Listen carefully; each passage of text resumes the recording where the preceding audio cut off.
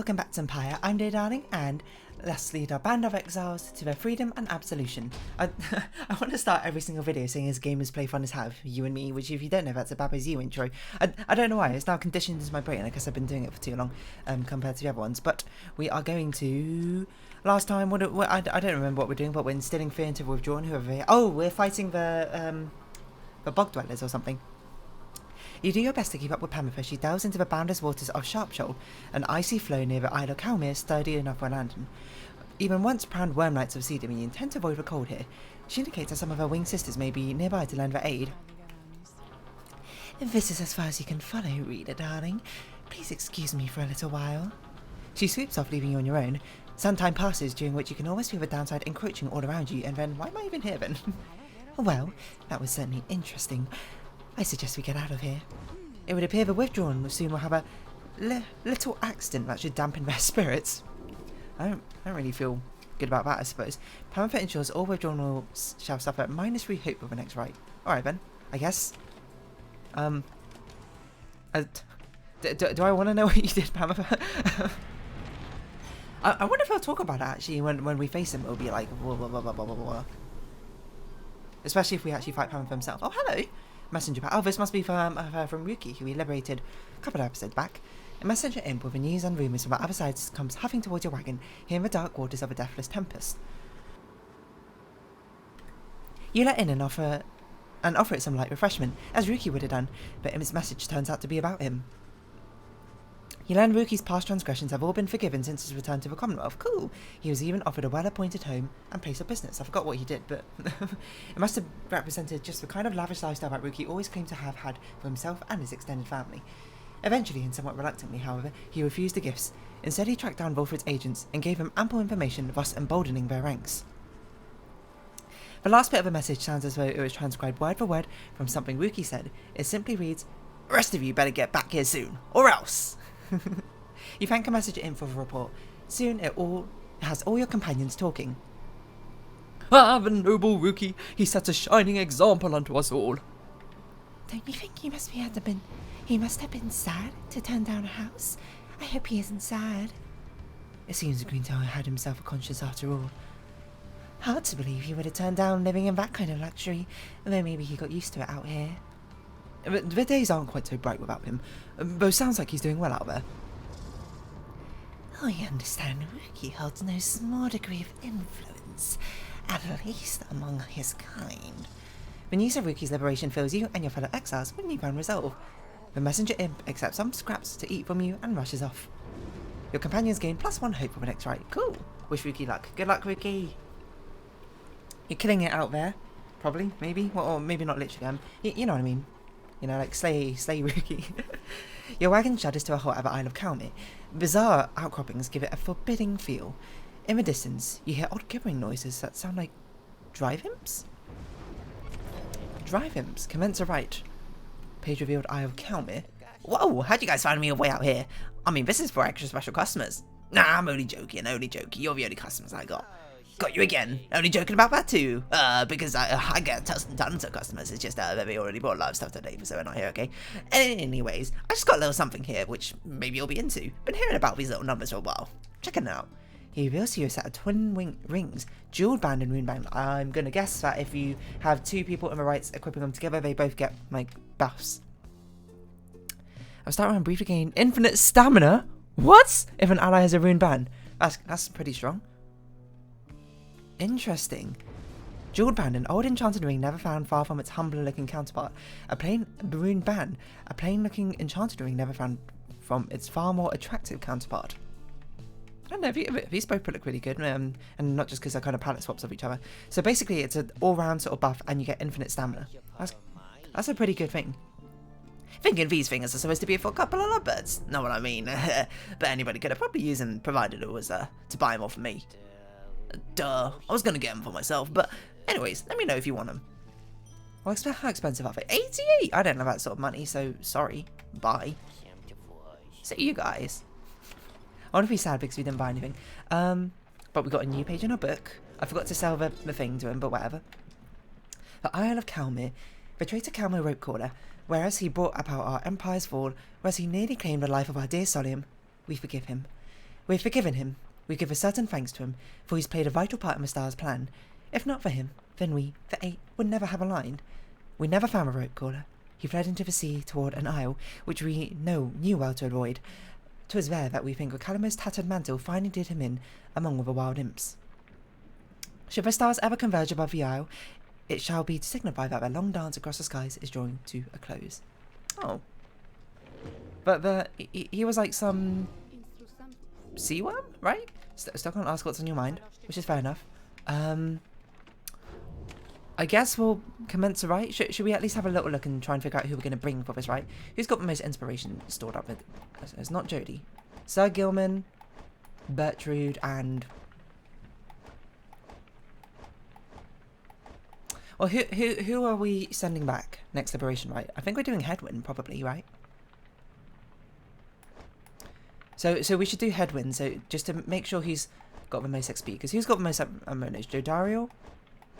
Headwind and Pamafer, it looks like? I think so. So we'll take Gilman, Bertrude, and Headwind, I think, on this rite. Because Bertrude still has a lot of inspiration saved up and all that. The mood is more dour than usual as you make preparations for becoming right. A hush has fallen over your fellow exiles, and a sense of dread hangs in the air.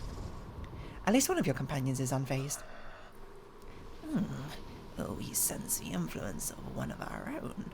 She is nearby, her mind corrupted, calls out screaming. Canst thou hear it, perhaps? She speaks of a witch Unmilda, the adversary, whom you expect to face this night. The which she doth revere, an ancient god undying and unyielding, on this land and on her consciousness. We may attempt an exorcism here, for the conditions are unique, and she may not be expecting us to be abetting ye.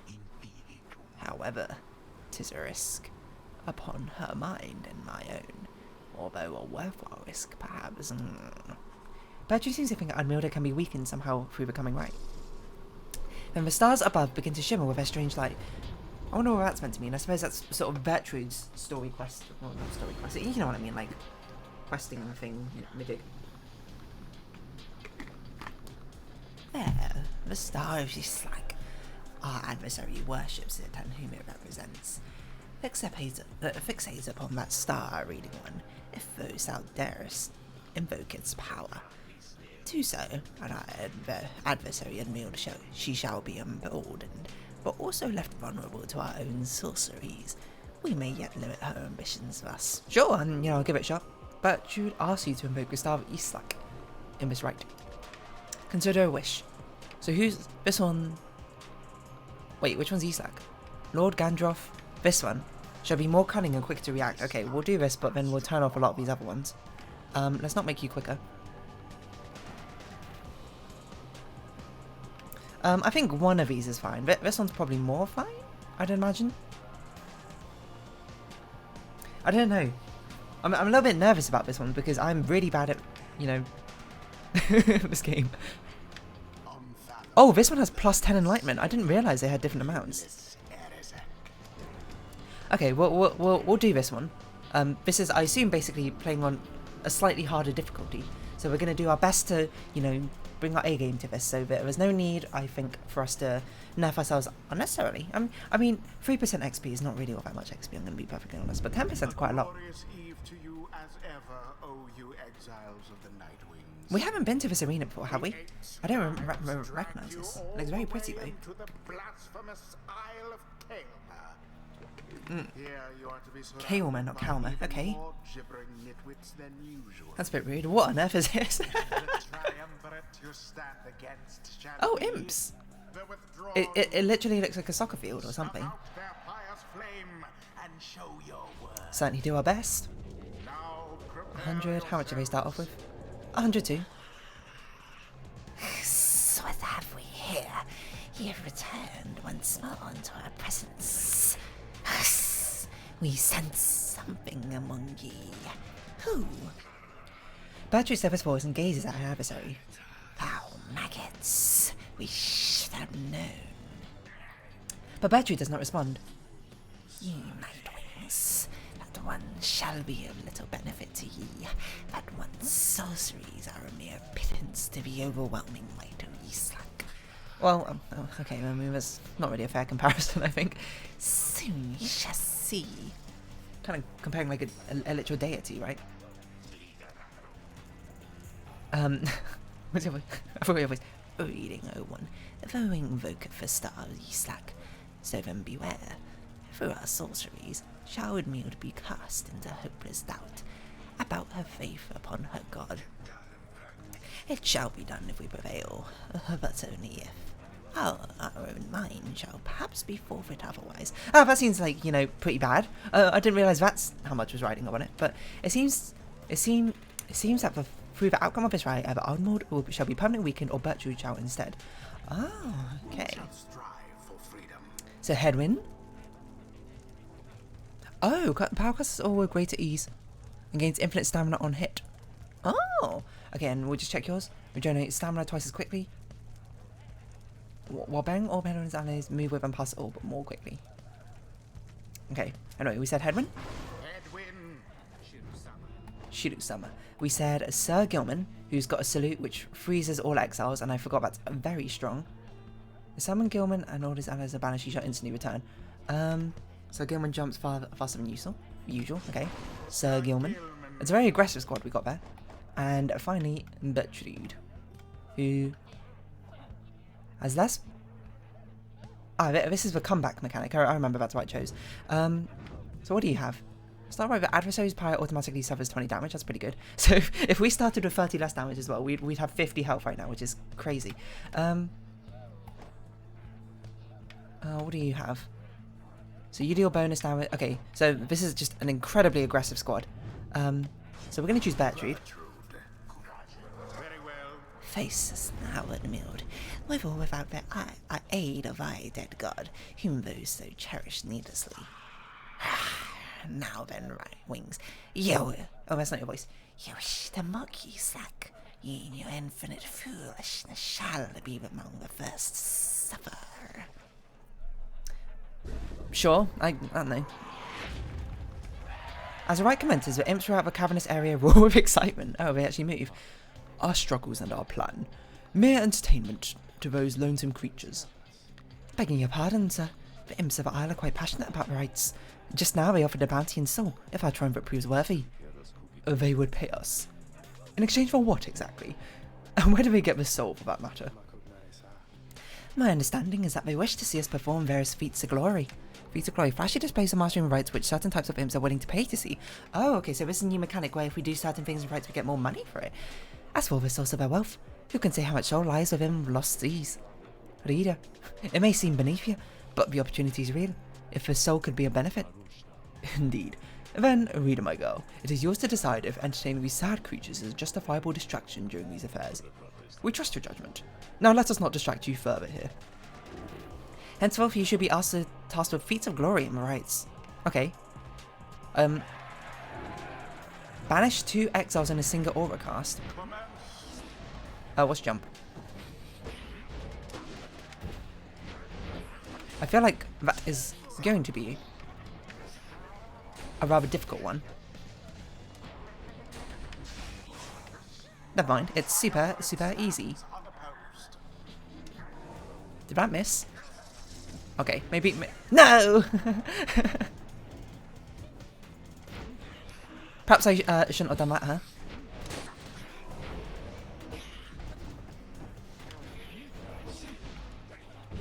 There goes old Bertrude. It does go old Bertrude. My word, you jump a lot, huh? Whee! Okay, you dash quite a lot is probably what I'll say better. What, enough? The orb. Take it. Go, Sir Gilman. Oh, we have time to. What? That's how you shoot? You shoot with. I didn't realize everyone shoots with a different arc. I probably should have noticed that before, but I suppose I never did. Also, these people jump around a lot.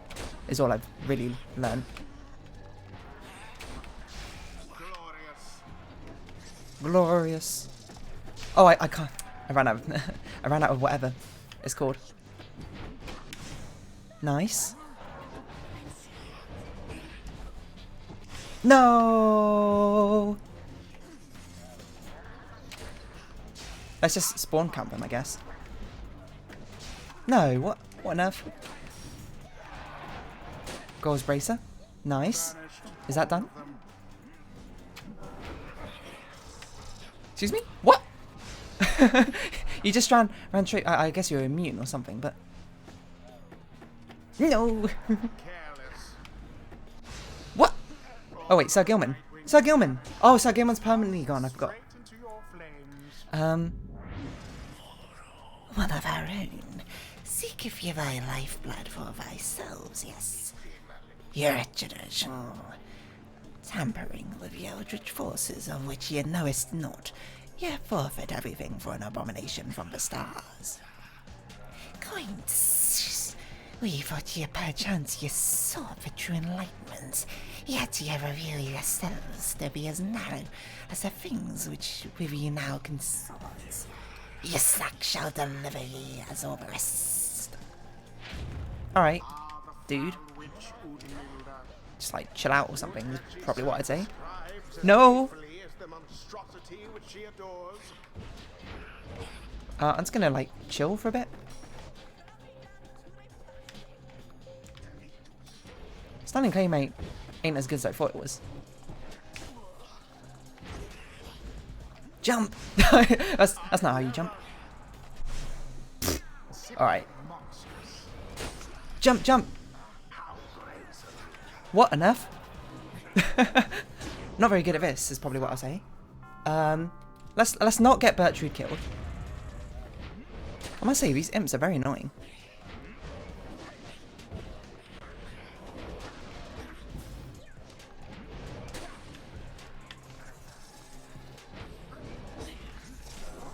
Oh, come on, get in there, Bertrude. Hex of death. 3251. Oh yeah, we do extra damage when we're low on age thing.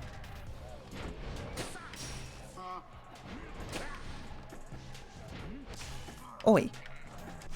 Oh my word.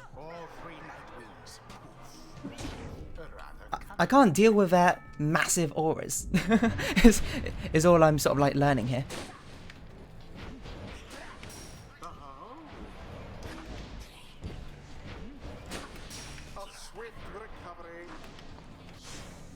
Nice.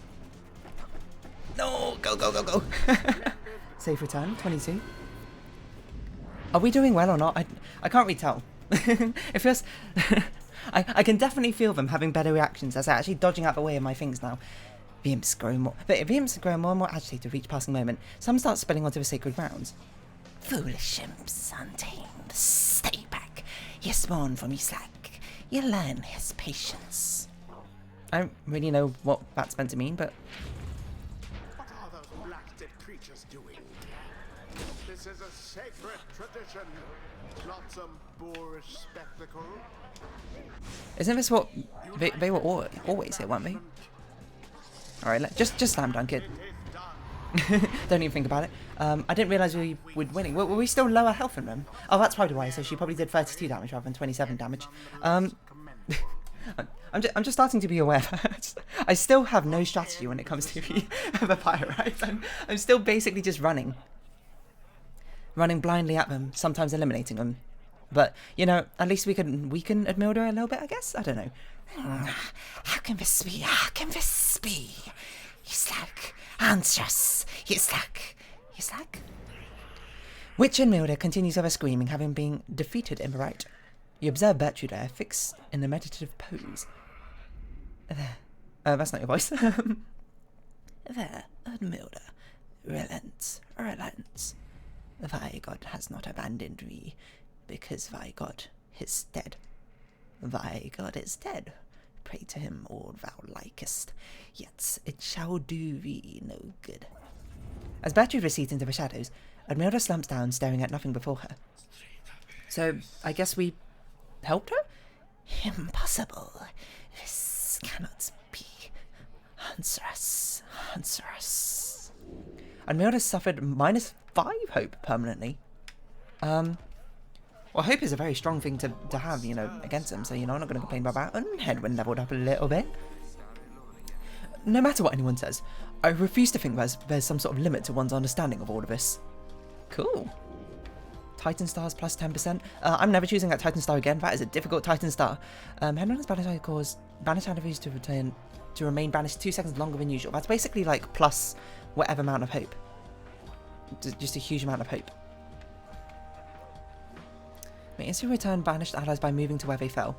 Sounds interesting, actually. He banishes them. If he jumps into airborne adversaries, that actually isn't that bad, but we're going to do this one, you know.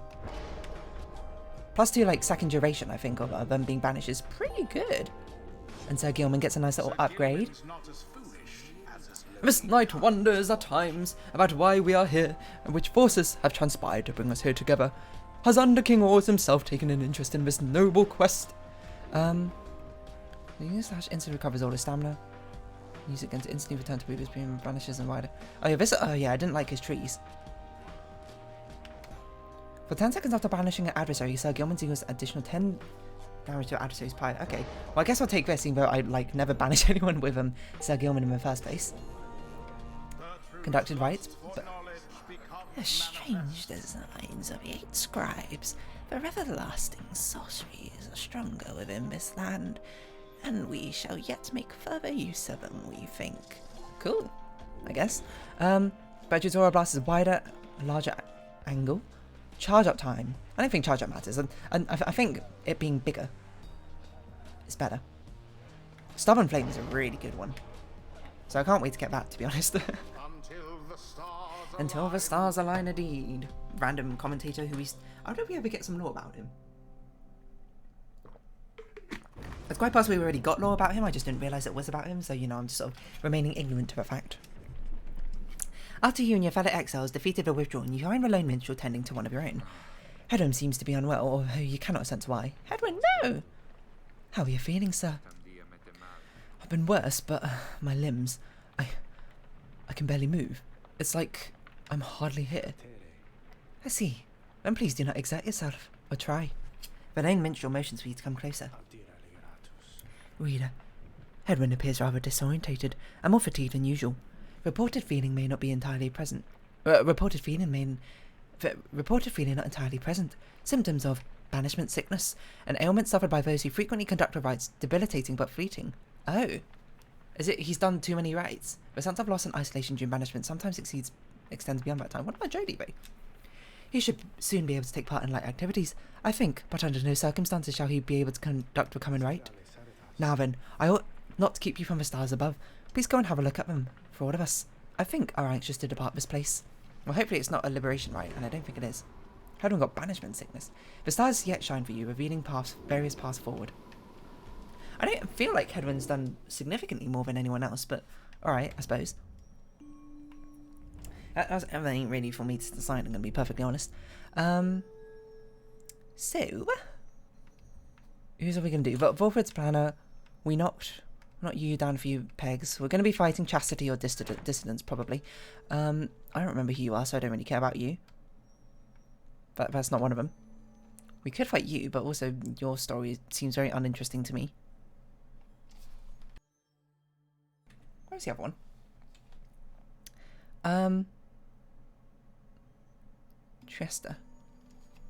Okay, well, let's fight one of these two, I suppose. I don't remember who accusers are. Nor whose story you're about.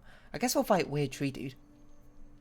Why not? Let's fight Chastity. I can't remember whose story you pertain to, but I suppose we'll find out ourselves sooner or later. Ah, the Chastity. An old manly. He's without shame. A product of corruption that now festers in the Commonwealth. Oh, I suppose that makes sense to be your story, wouldn't it? You and Volfred go over what he knows of your next adversary. Anyway, we should be trying to fight different adversaries in the first place so we can get this like sort of lore backdrop to them. H. Manly Tinderstuff, the offspring of a semi-famous sap industrialist. He was born into wealth and lived in a lap of luxury, never having to fend for himself. When he came of age, he soon was offered cushy ambassador positions that required little more than silver tongue to convince the Commonwealth that he was keeping busy. He soon grew so proficient at doing nothing much at all that he started spreading all his family's riches to assert his fame and status. One day he attempted to pay off a wrong individual, a particularly stern Commonwealth diplomat who promptly turned him in and had him sent downriver. Manly was very disappointed by all of this, but soon saw in it an opportunity, for he knew well that in the inner circles were those who had gone into exile and returned. Thanks to his connections, he tracked down the chastity deep in Waking Wood. He finagled his way onto the triumvirate using his well-worn skills. He in turn convinced himself that he would earn a position of great influence once he secured a way back home. He continues making hollow promises. Our plan is going to prevent such characters as Manly from coming to power, mark my word. For now, we ought to prepare to seek the stars again with adequate night's rest. You bid Wilfred a good night and take your leave. It's too late now to prepare for flight, so you arrange to depart first thing in the morning. And we can talk to... Wow, so many pages in the book. Pick the berries from Bertrude. You find Bertrude asleep, or perhaps in a deep trance, and even you sense nothing from her. Hedwyn notices as well and joins you to check on her. I haven't seen her like this before. She's barely breathing. She's not responding. He leans in for a closer look when... How divine advance, knave. Dare we disturb our slumber? Oh, I'm terribly sorry, Bertrude. The reader and I, we were just checking to make sure you're all right because of how we saw you there just now. And how exactly didst thou see us there just now? Well, you appear to be dormant, or perhaps... Didst we think that we had simply perished here perchance, crumpled over in our ancient age, a weakling barely clinging to this wretched coil? No, I mean, maybe. I sincerely apologise for having disturbed you, Bertrude. I know all this must be an adjustment having to be around someone like me, maybe the others too. If there's anything we can do to make your stay more comfortable... We shall not yield to thy flirtations, boy. Flirtations? Wait, no, Know that our heart belongs already to another, boy. Thou knowest nothing of our ways, us waking or in dream. Thus we advise thee ample caution in thy future interactions, lest we use thee as a subject for our sorceries. However, we do appreciate thy flattery. Thine advances make us feel like a young tad once more. A young tad? We were among the most sought after of our kind within the southern bogs. Ah. Wisely, Hedwyn remains silent. Oh, thou art free to depart now, boy. Hedwyn turns to leave, but... Know that we do appreciate thou taking time to check up on us whilst we dream, and know that our stay amongst you has been comfortable enough thus far. Thank you, Bertrude. Thou art welcome, boy. I don't know how to do this noise, though. She always does. like a Minecraft villager. Despite the oddness of the exchange you witnessed, you sense that Hedwyn and Bertrude gain a better understanding of each other. Oh, cute. I think. But now we've got more lore books to read. We don't really have much time, so we're going to read one, and then I suppose the others we'll read perhaps next time. Well, actually, we'll see what takes us to 30 minutes. You slack the astral morn. The foul name of a star titan is written here but once. Do not invoke it, lest you await its reawakening. Well, whoops. It sups upon despair and fear and doubt, and lands such as our own. 'Twas our mighty mistress Milith which tracked the astral-born monstrosity within its loathsome pit, where it lay nursing wounds sustained from travelling across the stars in search of simple prey. The wicked astral-born could drive a lesser creature to the brink of sanity with a mere passing glance, but not Milith. She cast upon the fiend 100 words of binding, each one more binding than the last. With the creature's incandescent skin, we bound this book and bound ourselves onto the stars. It's made out of that creature's skin, my word.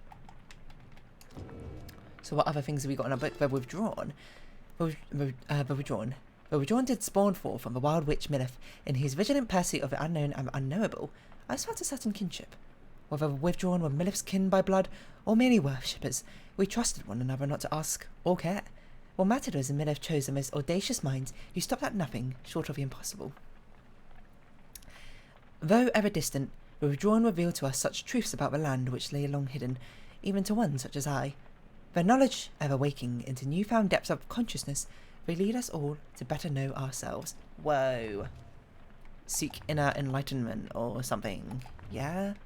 I swear there were more pages unlocked to us. I don't know where, though. I thought it was a location one. I don't know. It doesn't seem to be taking us anywhere in particular.